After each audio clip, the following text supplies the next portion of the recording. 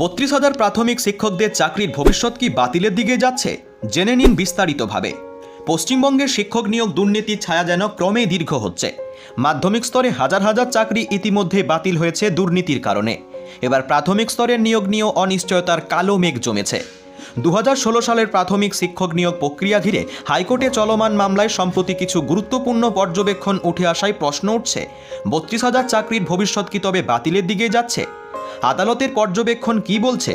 20 মে কলকাতার হাইকোর্টে এই মামলার শুনানিতে বিচারপতি অভিজিৎ গঙ্গোপাধ্যায় স্পষ্টভাবে প্রশ্ন তোলেন, কিভাবে কিছু অযোগ্য প্রার্থী টেট পাস না করেও নিয়োগ পেলেন।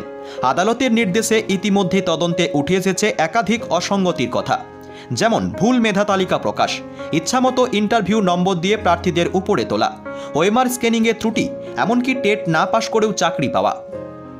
এইসব অনিয়ম তদন্তে উঠে আসার পরই আদালত রাজ্য সরকারের কাছে রিপোর্ট তলব করেছে।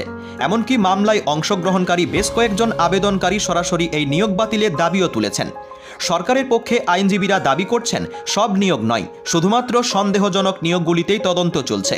তবে হাইকোর্টের পর্যবেক্ষণ ও আগ্রহ দেখে অনেকেই মনে করছেন বিষয়টি ক্রমে বৃহত্তর পরিসরে গড়াচ্ছে।